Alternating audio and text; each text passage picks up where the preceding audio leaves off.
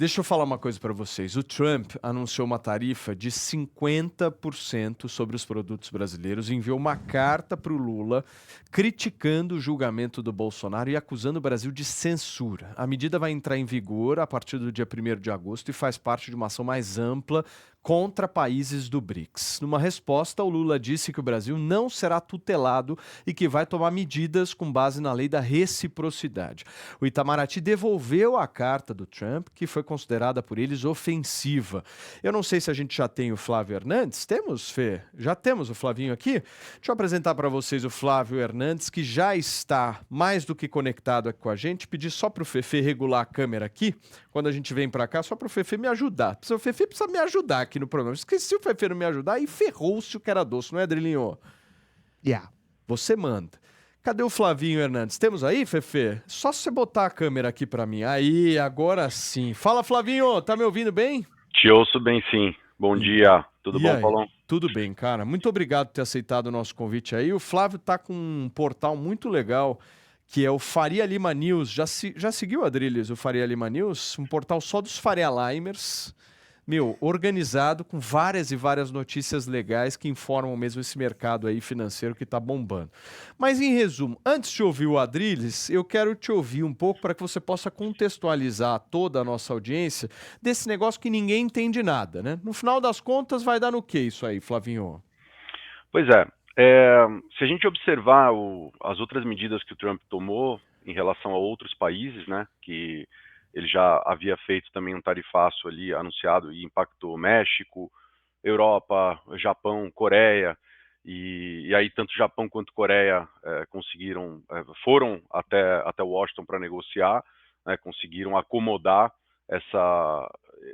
uma tarifa ali que de alguma forma atendeu a eles. A China, que tem muito mais punch também, até porque a China acho que era o grande alvo aí do Trump com o tarifaço iniciado lá atrás, né? A China, quando começou essa negociação, eles impuseram ali 25% e no final conseguiram acomodar alguma coisa ali entre 10% a 15%, né, nos diferentes tipos de produto. Senão não consigo. No último minuto, os Estados Unidos também veio com a China ali, pediu para ajustar também uma tarifa de cobre, mas enfim, conseguiram acomodar. Então, no meu entendimento, o que a gente está passando agora é um momento no qual os Estados Unidos vai colocar, né, está colocando já essa tentativa de nos tributar, que vai começar a correr em agosto, e aí o que a gente espera é que a gente consiga sentar e negociar e ver o que pode ser composto ali para não nos prejudicar tanto. No final, o que acontece de impacto no Brasil, se você pensar em termos de valores, a gente está falando de 40 bi mais ou menos de dólar, né, de impacto. Isso, para o orçamento do país, não é tão significativo, claro que é dinheiro, ainda mais no momento em que a gente não tem de onde tirar mais dinheiro, né, para o orçamento, mas o impacto econômico ele não é tão impactante, ele é muito mais pesado para as empresas que vão ser atingidas diretamente nesse contexto, né? Sim. Então, agora, por favor, Flavinho. Não, então o que a gente acredita é que agora tem que ser conversado. Mas o que a gente viu pela postura do Lula foi uma tentativa, não vou dizer de retaliação, porque no final é muito difícil de brigar aí com os Estados Unidos.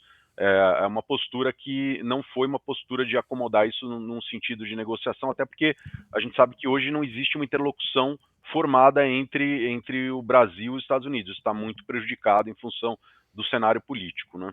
Muito bem. Drilinho, Sim, senhor. Você não é patriota? Muito! Como é que você tá comemorando taxa de 50%? Deixa eu explicar pra população brasileira que o Lula e o Paulo Matias estão confundindo a cabeça de você. Essas sanções, elas são de motivação política. Essas sanções econômicas foram impostas, por exemplo, a Venezuela e Cuba. A gente fala há 50 anos do embargo americano a Cuba. Sim, porque Cuba é uma ditadura, porque Venezuela é uma ditadura. Eles não têm soberania nacional, isso que o Lula fala que a gente tem. Eles têm soberania ditatorial, o povo é oprimido. No momento em que o Bolsonaro diz de maneira clara que para parar com o julgamento abusivo e inquisitorial do Bolsonaro, no momento em que o Trump fala que Para parar com as censuras, com a perseguição das big techs americanas e das big techs que estão alocadas aqui no Brasil.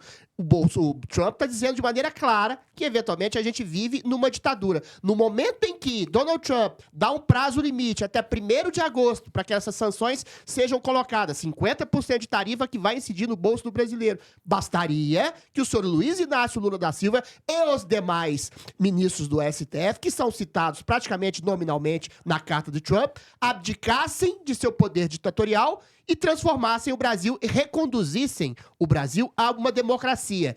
Esse seria o caminho rápido para que o Brasil tivesse relações boas, diplomáticas e financeiras com os Estados Unidos que não incidissem no bolso do brasileiro. A questão que se coloca é, isso está sendo colocado como uma espécie de presente ao discurso de Luiz Inácio Lula da Silva, que vai dizer, a economia tá ruim, a carne tá cara, o café tá caro, o seu celular tá caro, a culpa é do Donald Trump e a culpa é do Bolsonaro, o que é uma narrativa falaciosa.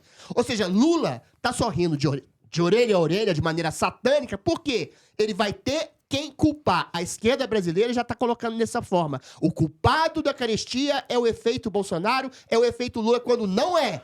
Mas, essas Rodrigo, sanções econômicas, eu volto a dizer, foram impostas à Venezuela, à Nicarágua, a Cuba, a países que são ditaduras. O Brasil está se transformando num pária mundial e isso tem que ser explicado ao povo, que a culpa é dos ministros do Deixa eu te falar uma STF coisa. e do senhor presidente Luiz Inácio Lula da Silva. Deixa eu te falar uma coisa. O debate público é muito gostoso de você assistir, principalmente assistindo você falar, porque você, de alguma forma, coloca o debate público num outro patamar mais Não gostoso. é outro patamar, esse é o patamar. Deixa eu falar uma coisa pra você.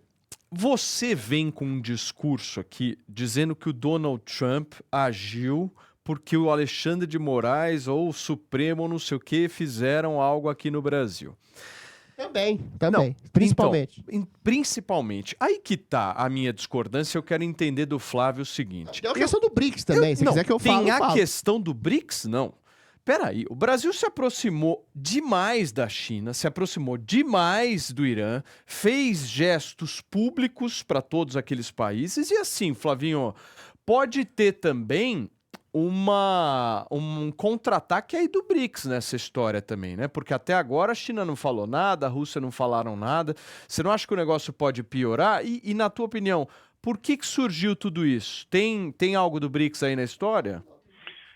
Sobre essa questão de motivação política, na minha leitura é muito mais, sem dúvida, uma motivação política com uma finalidade geopolítica, né? E não queremos preservar a liberdade no Brasil e por isso vamos fazer uma retaliação econômica. Óbvio que quando os direitos acabam sendo cerceados, como está sendo atribuído hoje por eles, né, ao STF, etc., isso pode levar a um cenário onde você tenha um país se distanciando e indo numa direção de uma ditadura, o que para o modelo geopolítico dos Estados Unidos, que hoje, de fato, ainda é o país que controla o mundo, não é interessante.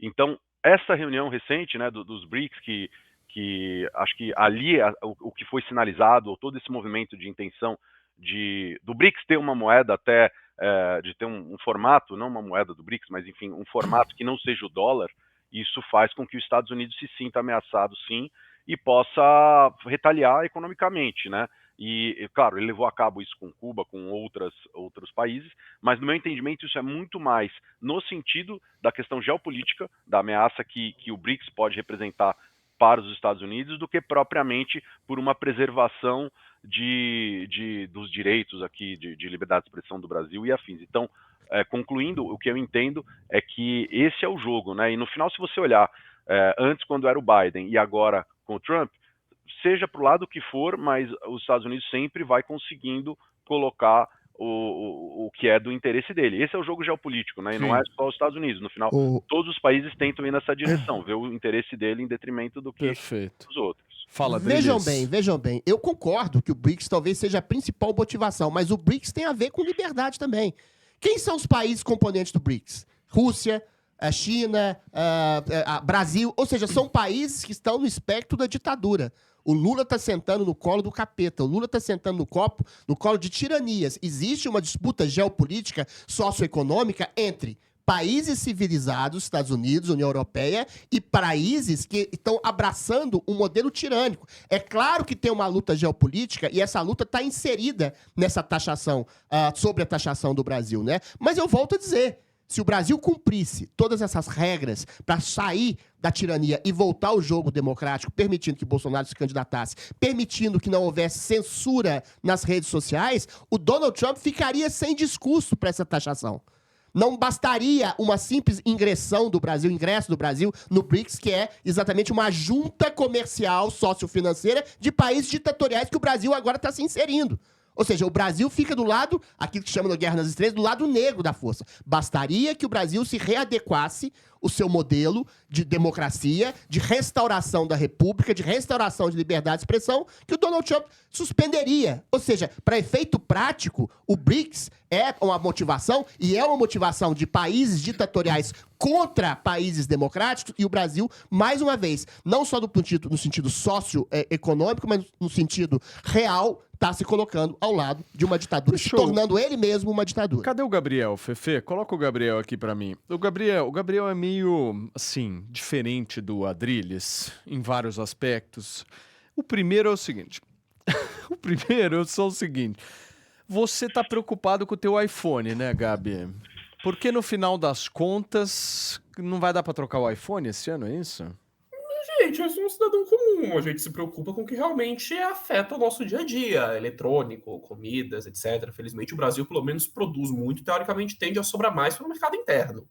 Mas quem gosta de trocar de iPhone, gosta de trocar de TV, gosta de comprar videogame, no meu caso, eu sinto muito.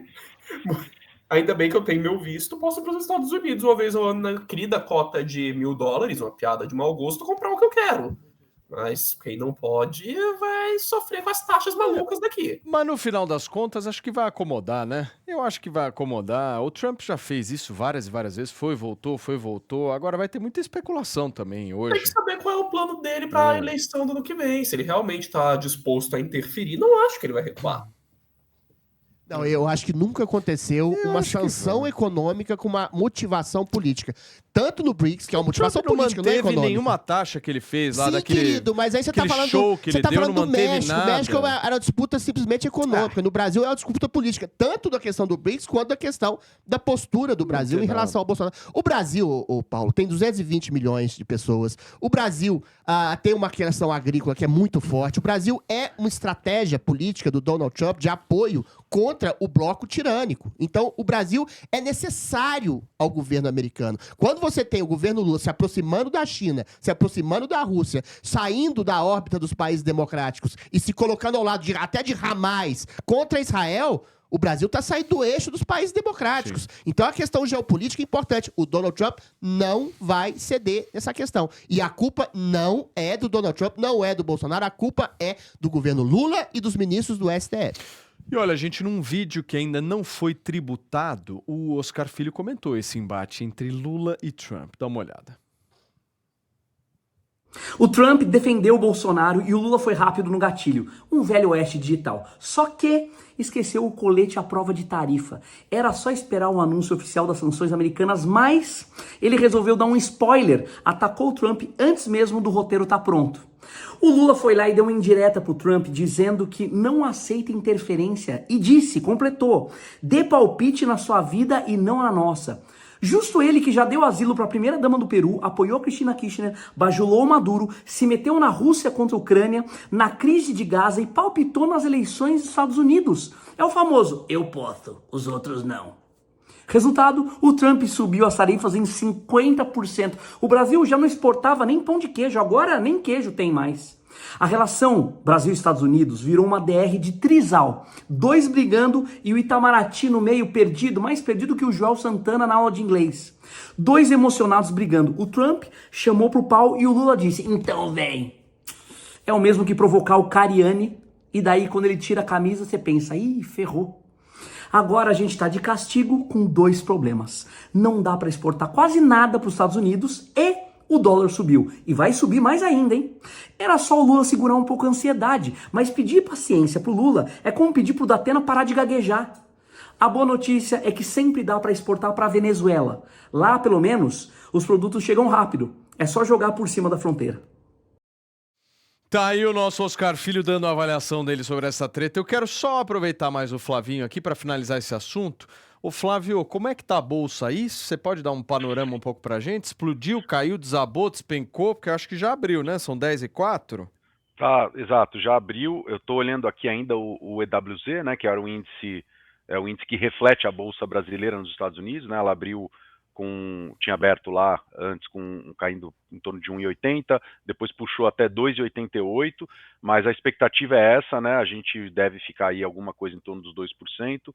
E, enfim, para quem tem interesse em investir, pode ser uma oportunidade, claro, considerando que a gente vá conseguir acomodar algum acordo e que isso, como em todos os outros casos, no futuro acabe sendo solucionado. Agora, se virar um embate político, a gente pode ter um tempo mais longo aí, duro, para a Bolsa. E, com certeza, uma certeza de aumento de volatilidade, que isso, sem dúvida, a gente vai ter daqui para frente. Então, acho que agora é acompanhar e entender mais esse desdobramento. Boa. Flávio Hernandes participando com a gente aqui do Além da Notícia e nos atualizando sobre esta bomba que caiu no planeta Terra ontem de 50%. E óbvio que se tiverem atualizações a gente vai trazer por aqui. Ó, sigam o Faria Lima News, um baita de um portal legal na internet com várias e várias notícias do mundo do mercado financeiro e outras cocitas más. Obrigado, Flavinho. Um abraço para você. Obrigado, Paulo, Adriles, todos mais. Um grande abraço. Sigam lá no Instagram, Faria Lima News. Abraço. Valeu.